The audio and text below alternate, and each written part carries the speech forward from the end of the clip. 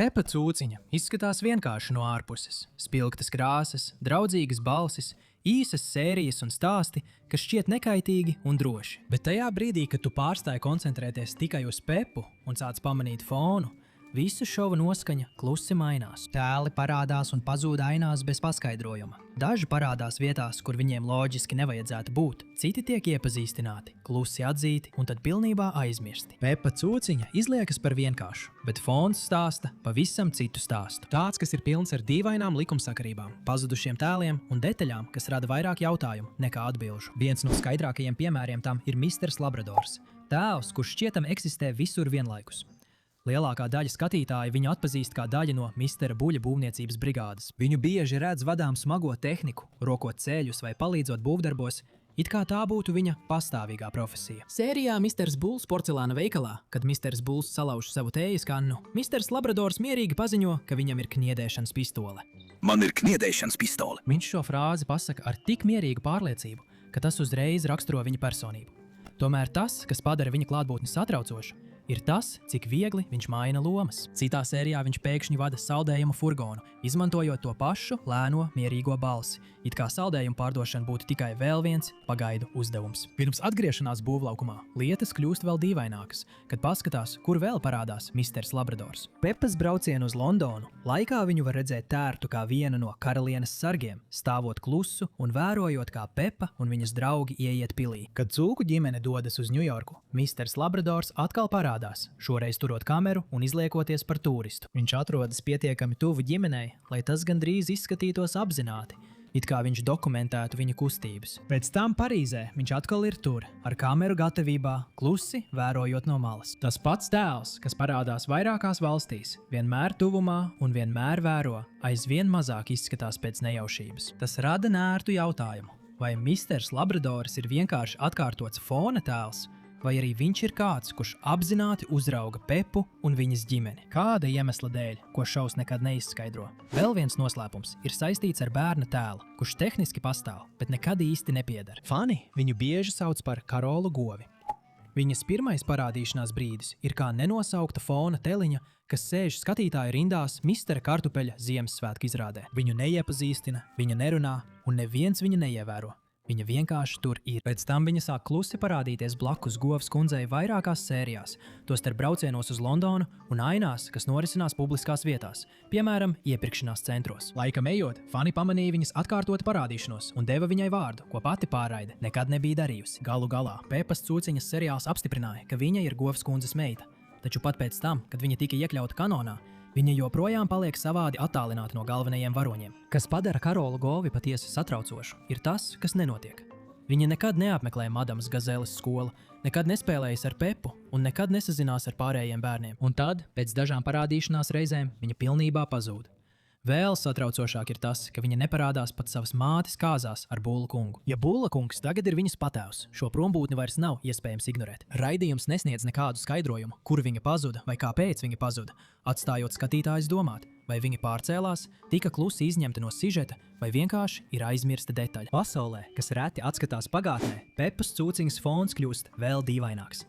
Ja ņem vērā pirātu sarkanvārdi, viņš neslēpj, ka ir pirāts, un raidījums to nekad neslēpj. Viņa attēls parādās bērnu stāstu grāmatās un festivāla sērijā, viņa seja redzama uz plakātiem un transparentiem visā pilsētā. Visa kopiena šķiet zina, kas viņš ir. Tomēr neviens nekad neizturs pret viņu kā pret noziedznieku. Tā vietā viņš tiek svinēts, izrādīts un klusi pieņemts. Tas rada satraucošu pieņēmumu, ka Pepas pilsēta vai nu pieļauj pirātismu, vai arī kaut kādā veidā no tā gūst labumu. Neatkarīgi no tā, vai festivāls tika rīkots viņa godā, finansēts no viņa līdzekļiem vai vienkārši izmantoja viņa tēlu, šovs nekad neizskaidro, kāpēc pirāts tiek uzskatīts par vietējo ikonu. Ar sarkanbārdi ir saistīta Polija, papagailis, vectēva cūkas mīlulis, kas kļūst daudz aizdomīgāks, ja pievērš uzmanību. Attēlos, kas saistīti ar sarkanbārdi, Polija ir redzama kā viņa kopā ar viņu aprok dārgumus, kas skaidri norāda, ka viņa bija iesaistīta viņa noziegumos. Neskatoties uz to, Polija tiek attēlot arī kā slavenība. Viņas attēls redzams uz veikalos pārdoto brokastu pārslu kastēm, padarot viņu par komerciālu talismanu. Šī dīvainā dubultā identitāte, noziedzīga līdzdalībniece un tirgojama ikona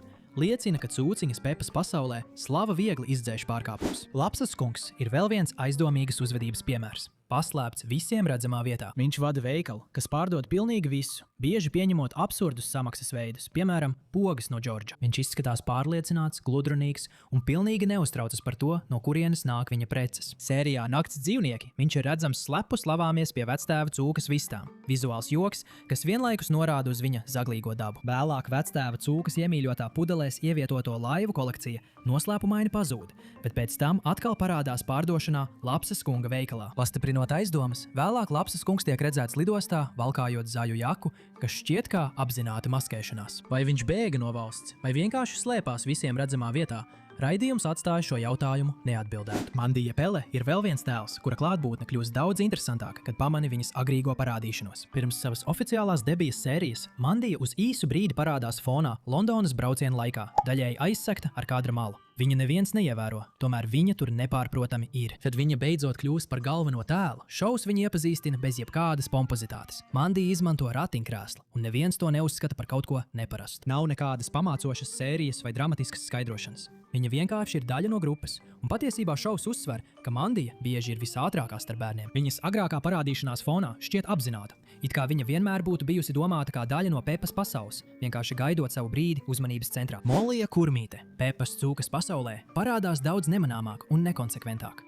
Viņa acīm redzami ir daļa no Madāmas Gazeles klases, taču parādās tikai tad, kad grupai vajag vairāk bērnu. Ekrānā viņa pasaka kādu frāzi, reaģē uz notiekošo, un pēc tam atkal pazūd fonā. Molija šķiet mazāk kā pilnvērtīgs tēls, un vairāk kā kāds, kas pastāv tikai, lai aizpildītu vietu. Ir klātesoša, bet nekad nav centrā.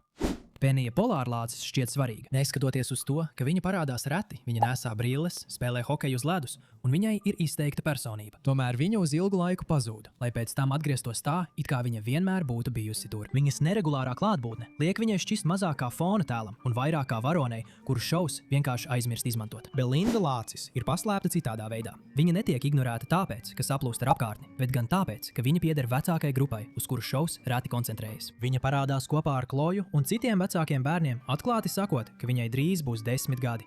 Viņa brauc ar skrituļdēli, dod padomus un uzvedas kā kāds, kurš jau ir izaudzis no Pepas pasaules. Viņas izskats un attieksme viņu izceļ, padarot skaidru, ka Pepas cūciņas pasaules sniedzas ārpus rotaļgrupas, pat ja šovs to reti pēta. Misters Lācis pārstāv vienu no dīvainākajiem gadījumiem visā šovā. Viņš parādās tieši vienā sērijā un vairs nekad nav redzams. Nav fonā redzamu epizodisku parādīšanos, nav atkārtotu lomu, nav nekādas atzīšanas. Viņš eksistē tikai īsu brīdi un tad pilnībā pazūd, liekot viņam šķist kā aizmirstam failam, nevis īstam Pepa pilsētas iedzīvotājam. Āpša kundze šķiet svarīga, kad viņa parādās vadot lielu saimniecību un pārliecinoši izvadot bērnus pa to, tomēr viņas personīgā dzīve šķiet nepilnīga. Lai gan šovā tiek teikts, ka viņa ir precējusies ar Āpša kungu, viņš reti kad ir redzams vai pieminēts, radot sajūtu, ka vesela viņas dzīves daļa ir izņemta no stāsta. Visbeidzot ir Gazeles kungs, tēls, kurš tehniski vispār nav klātesošs. Zinātnes muzejā kādā gleznā viņš ir attēlots, valkājot vairākus gadsimtus senu militāro formu. Ņemot vērā, ka skaidri noprotams, ka Gazeles kundze ir nemirstīga, portrets liecina, ka arī viņas vīrs varētu būt tāds pats. Ja tas ir taisnība, tad Gazeles kungs nav pazudis. Viņš vienkārši ir kaut kur citur. Iespējams guļ, slēpjas vai gaida brīdi, kad šovs viņu atkal pieminēs. Kad sākat pamanīt šos fonā esošos tēlus, Peppa Pig vairs nešķiet kā vienkārši bērnu multfilma. Tā kļūst par pasauli, kas ir pilna ar neatrisinātām lietām, aizmirstiem cilvēkiem un stāstiem, kas notiek tieši ārpus kadra. Un jo vērīgāk jūs skatāties, jo skaidrāk kļūst, ka Peppa Pig fons nemaz nav tukšs. Tas vēro arī jūs.